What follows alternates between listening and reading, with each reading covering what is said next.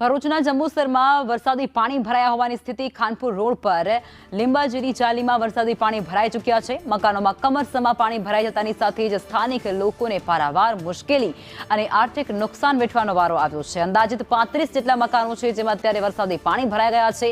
આ વિસ્તારોમાં વર્ષો જૂની પાણી ભરાવાની સમસ્યા છે। તંત્ર આ સમસ્યાનો ક્યારેય ઉકેલ નથી લાવતો તેવા આક્ષેપો સ્થાનિકો દ્વારા થઈ રહ્યા છે। વારંવાર આ બાબતની રજૂઆત પણ તંત્રના કાન સુધી પહોંચાડવામાં આવી છે અને તે છતાં તંત્ર મૂક બધિરની જેમ કશું જ જાણે સાંભળતું ના હોય અને દેખતું ના હોય તે પ્રકારની સ્થિતિ અહીં જોવા મળે છે। આ પાણી ભરાઈ ગયું છે ખાડામાં। અમારા લીંબાજી મશીન અને આ બાજુમાં અમે રહેવા આવ્યા છે, એમને સેફટી અમને આપી છે, એમને આલી છે રહેવાનું। અમારે ક્યાં ક્યાં અમારે પાણી ભરાઈ ગયું છે, અમારે સામાન છે બધું ડૂબાઈ ગયું બધું।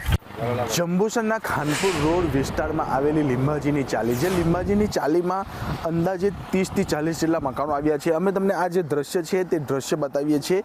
લીંબાજીની ચાલી છે, આ ચાલીની અંદર અહીંયા રહેતા વિસ્તારના રહેણાંક મકાનોમાં કમરસમાં પાણી ભરાઈ ગયા છે। જે આપણી સાથે આ વિસ્તારના જે નગરપાલિકાના સદસ્ય છે શૈલેષભાઈ, આપણે તેમની સાથે જ વાત કરીશું અને તેમને જ પૂછીશું। શૈલેષભાઈ, શું પરિસ્થિતિ છે આ વિસ્તારમાં? પરિસ્થિતિ એવી છે કે છેલ્લા 4-5 દિવસથી ખૂબ વરસાદ પડે છે।